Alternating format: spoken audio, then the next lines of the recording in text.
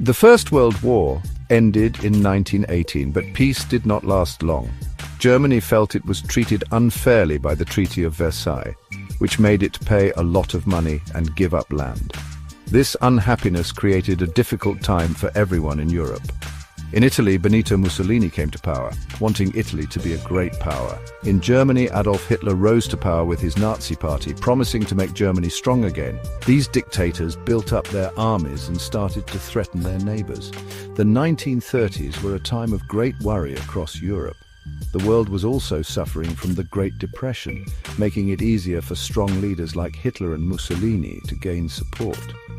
Britain and France, remembering the horrors of the First World War, wanted to avoid another big conflict. They tried to talk to Germany and Italy, hoping for peace. However, the desire for peace was not enough to stop the growing danger. Hitler's Germany became more aggressive, marching into the Rhineland in 1936, joining with Austria and demanding parts of Czechoslovakia. Britain and France tried to make a deal with Hitler known as the Munich Agreement, but Hitler did not keep his promises. It became clear that a new, even bigger war was coming to Europe.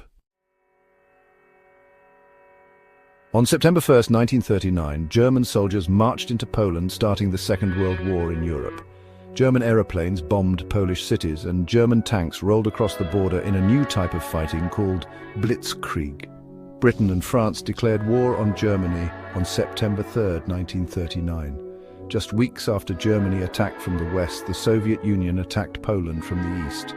Poland was divided by its powerful neighbors, disappearing from the map for a time. Just before Germany invaded Poland, Germany and the Soviet Union, led by Joseph Stalin, signed the German-Soviet Non-Aggression Pact in August 1939. Publicly, it meant that these two big countries promised not to attack each other. However, this pact had a secret part where Germany and the Soviet Union agreed to divide Eastern Europe between themselves. Poland was the main country they planned to share. Germany would take the western part of Poland, and the Soviet Union would take the eastern part. This secret agreement made it easier for Hitler to invade Poland without worrying about a fight with the Soviet Union at the same time. When the Soviet Union invaded eastern Poland a few weeks after Germany invaded the west, it was following this secret plan. The world saw Poland being crushed between two giants. For Stalin, it gave the Soviet Union more land and more time. For Hitler, it meant he could fight Britain and France in the west without a war on two fronts, at least for a while.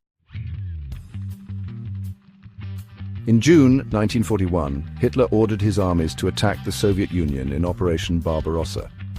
The Battle of Stalingrad was one of the most important and brutal battles. The German army reached Stalingrad in 1942, fighting street to street. The city was turned into ruins and both sides suffered huge losses.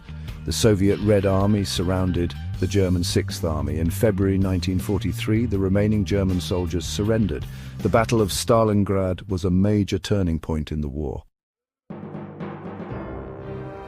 While the Soviet Union was fighting Germany on the Eastern Front, the Allies, including Britain, the United States, and Canada, were planning a big attack on Germany from the west. This attack was to land soldiers in France, which Germany had conquered, in 1940. The plan was called Operation Overlord, known as D-Day.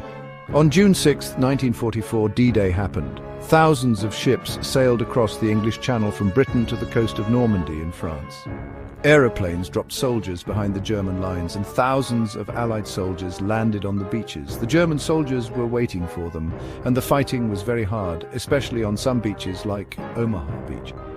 Many brave soldiers died on that day, but the Allies managed to get onto the land and start pushing the German army back.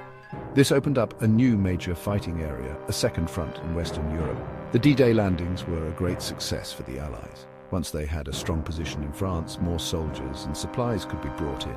The Allied armies began to move across France, freeing towns and cities from German control. Paris, the capital of France, was freed in August 1944. The success of D-Day was another big turning point in the war. When the Second World War ended in Europe in May 1945, the continent was in ruins.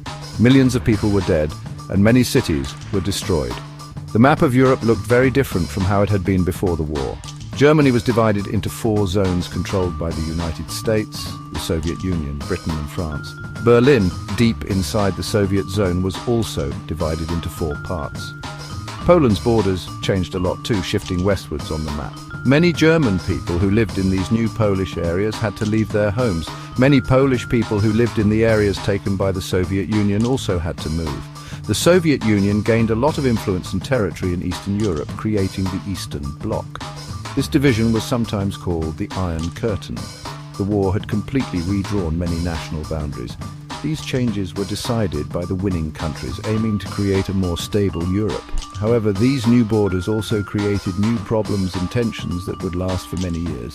The face of Europe was permanently altered by the conflict. The Second World War was the most destructive war in all of human history, with perhaps between 40 and 60 million people dead. The human cost was terrible, with families broken, homes destroyed, and whole communities wiped out. The memory of this suffering would stay with people for generations. Beyond the changed borders, the war brought about a massive shift in power around the world. 2 new superpowers emerged: the United States of America, USA, and the Union of Soviet Socialist Republics, USSR. These 2 countries had very different ideas about how the world should be run. The USA believed in democracy and capitalism, while the USSR believed in communism. This difference in ideas led to